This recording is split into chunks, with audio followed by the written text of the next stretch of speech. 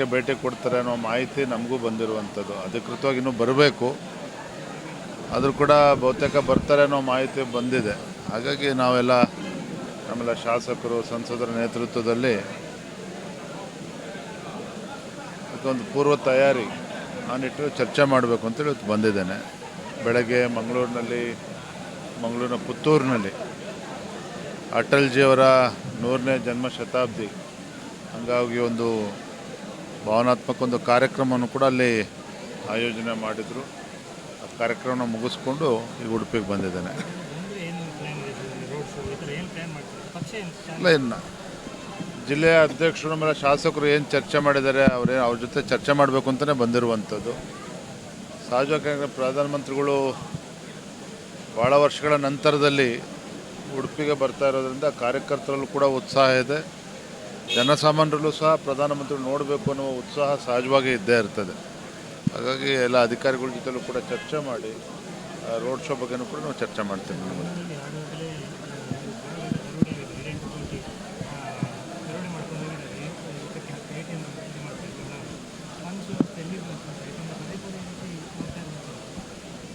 ಬೀದರ್ನಲ್ಲೂ ಕೂಡ ಈ ರೀತಿ ಘಟನೆ ನಡೆದಿತ್ತು. ಇದುವರೆಗೂ ಕೂಡ ಅದಕ್ಕೆ ಉತ್ತರವನ್ನು ಕಂಡುಕೊಳ್ಳೋದಕ್ಕಾಗಿಲ್ಲ. ರಾಜ್ಯದಲ್ಲಿ ಕಾನೂನು ಸುವ್ಯವಸ್ಥೆ ಸಂಪೂರ್ಣ ಹದಗೆಟ್ಟಿರುವಂಥದ್ದು. ಗೃಹ ಸಚಿವರು ಕೇಳಿದ್ರೆ ಅವ್ರಿಗೇನು ಮಾಹಿತಿಗಳೇ ಇರೋದಿಲ್ಲ. ಒಂದು ರೀತಿ ಅಸಹಾಯಕರಾಗಿದ್ದಾರೆ ಗೃಹ ಸಚಿವರೇ. ಹಾಗಾಗಿ ಇವತ್ತು ರಾಜ್ಯದಲ್ಲಿ ಪದೇ ಈ ರೀತಿ ಘಟನೆ ಮರುಕಳಿಸ್ತಾ ಇರ್ತಕ್ಕಂಥದ್ದು ಸರಿಯಲ್ಲ. ಇದು ಗೃಹ ಸಚಿವರು ಉತ್ತರವನ್ನು ನೀಡಬೇಕಾಗ್ತದೆ.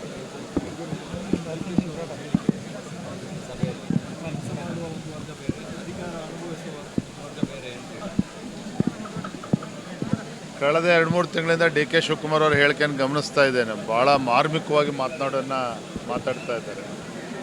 ಹಾಗಾಗಿ ಯಾತಕ್ಕಾದ್ರು ಮಾತನಾಡ್ತಾ ಇದ್ದಾರೆ. ಆದರೆ ಒಂದಂತೂ ಸತ್ಯ, ರಾಜ್ಯದಲ್ಲಿ ರೈತರು ಇವತ್ತು ಸಂಕಷ್ಟವನ್ನು ಎದುರಿಸ್ತಾ ಇದ್ದಾರೆ. ಅಭಿವೃದ್ಧಿ ಕೆಲಸ ಕಾರ್ಯಗಳೇನು ನಡೀತಾ ಇಲ್ಲ ರಾಜ್ಯದಲ್ಲಿ. ಮುಖ್ಯಮಂತ್ರಿ ಕುರ್ಚಿಗೆ ಪೈಪೋಟಿ ದಿನೇ ಕಾಂಗ್ರೆಸ್ಸಲ್ಲಿ ಹೆಚ್ಚಾಗಿರುವಂಥದ್ದು. ಅಭಿವೃದ್ಧಿ ಇಲ್ಲದೇ ಇವತ್ತು ರಾಜ್ಯದ ಜನ ಇವತ್ತು ಪರದಾಡ್ತಾ ಇದ್ದಾರೆ. ಶಾಸಕರು, ಆಡಳಿತ ಪಕ್ಷದ ಶಾಸಕರೇ ಮುಖ್ಯಮಂತ್ರಿಗಳ ವಿರುದ್ಧ ಹೇಳಿಕೆಗಳನ್ನು ನೀಡ್ತಾ ಇರುವಂಥದ್ದು, ಅಸಹಾಯಕರಾಗಿ ಮಾತನಾಡ್ತಾ ಇರುವಂಥದ್ದು ಕೂಡ ತಾವು ನೋಡ್ತಾ ಇದ್ದೀರಿ. ಒಟ್ಟಾರೆಯಾಗಿ ಈ ರಾಜ್ಯದ ಜನರು ಇವತ್ತು ರೈತರಾಗಲಿ, ಬಡವರಾಗಲಿ, ಜನಸಾಮಾನ್ಯರಿಗೆ ಈ ರಾಜ್ಯದಲ್ಲಿ ಒಂದು ಚುನಾಯಿತ ಸರ್ಕಾರ ಇದೆ ಅನ್ನೋದೇ ಮರ್ತೋಗಿದೆ. ಅಂಥ ಒಂದು ಬಡವರ ವಿರೋಧಿ, ರೈತ ವಿರೋಧಿ, ಒಂದು ಹಿಂದೂ ವಿರೋಧಿ ಸರ್ಕಾರ ಇವತ್ತು ರಾಜ್ಯದಲ್ಲಿರುವಂಥದ್ದು. ಎಷ್ಟು ಬೇಗ ಈ ಸರ್ಕಾರವನ್ನು ಕಿತ್ತಾಕ್ತೋ ಅಷ್ಟು ಬೇಗ ಒಳ್ಳೆಯದು ಅನ್ನೋದು ಜನಸಾಮಾನ್ಯರ ಅಭಿಪ್ರಾಯ.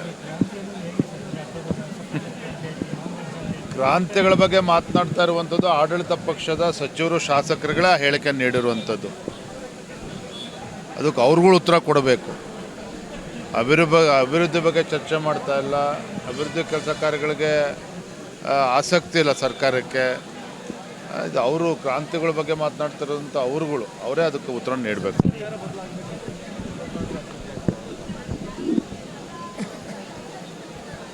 ಈಗ ಆಡಳಿತ ಪಕ್ಷದ ಸಚಿವರು ಹೇಳಿಕೆಯನ್ನು ನೋಡ್ತಾ ಇದ್ದಾರೆ. ಅರ್ಧಕ್ಕಷ್ಟು ಸಚಿವರು, ಶಾಸಕರುಗಳು ಮುಖ್ಯಮಂತ್ರಿ ಬದಲಾವಣೆ ಆಗಬೇಕು ಅಂತ ಇದ್ದಾರೆ. ಒಟ್ಟಾರೆಯಾಗಿ ವಿರೋಧ ಪಕ್ಷವಾಗಿ ನಮ್ಮ ಅಭಿಪ್ರಾಯ ಕೇಳಿದರೆ ರಾಜ್ಯದ ಜನರು ಇವತ್ತು ಬೇಸತ್ತಿದ್ದಾರೆ. ಯಾವ ಕಾಂಗ್ರೆಸ್ ಪಕ್ಷದ ಮಾತುಗಳನ್ನು ನಂಬಿಕೊಂಡು ಈ ಪಕ್ಷವನ್ನು ಅಧಿಕಾರಕ್ಕೆ ತಂದಿದ್ದವೋ ನಮಗೆ ಅನ್ಯಾಯ ಆಗಿದೆ, ಮೋಸ ಆಗ್ತಾ ಇದೆ ಅನ್ನುವ ಭಾವನೆ ರಾಜ್ಯದ ಜನರಲ್ಲಿ ಬಂದಿರುವಂಥದ್ದು. ಇದಂತೂ ಸತ್ಯ.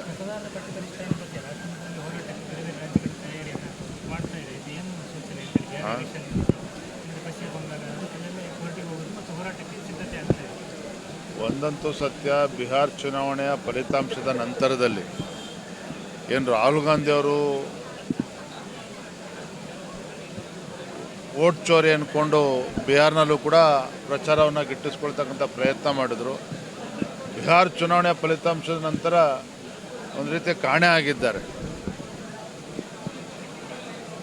ಅವರು ಈ ರೀತಿ ನಿರೀಕ್ಷೆ ಮಾಡಿರಲಿಲ್ಲ ಕಾಣುತ್ತೆ. ನಮ್ಮ ಮತದಾರವ್ರಿಗೆ ಆಶೀರ್ವಾದ ಮಾಡ್ತಾರೆ ಅನ್ನೋ ಭ್ರಮೆನಲ್ಲಿ ಅವರು ಇದ್ದರು. ಆದರೆ ಬಿಹಾರಿನ ಪ್ರಜ್ಞಾವಂತ ಮತದಾರರು ಒಂದು ರೀತಿ ಉತ್ತರ ಕೊಟ್ಟಿದ್ದಾರೆ ಅನ್ನೋದಕ್ಕಿಂತ ಹೆಚ್ಚಾಗಿ ಕಾಂಗ್ರೆಸ್ ಪಕ್ಷಕ್ಕೆ ಒಂದು ರೀತಿ ಕಪಾಳ ಮೋಕ್ಷಣೆ ಮಾಡಿದ್ದಾರೆ. ಇನ್ನಾದರೂ ಕೂಡ ಎಚ್ಚೆತ್ತುಕೊಂಡು ರಾಹುಲ್ ಗಾಂಧಿ ಅವರು ಒಂದು ವಿರೋಧ ಪಕ್ಷವಾಗಿ ಜವಾಬ್ದಾರಿಯುತ ಕೆಲಸ ಮಾಡಿದರೆ ಅವ್ರ ದೃಷ್ಟಿಯಿಂದ ಒಳ್ಳೆಯದು. Yes, thank you.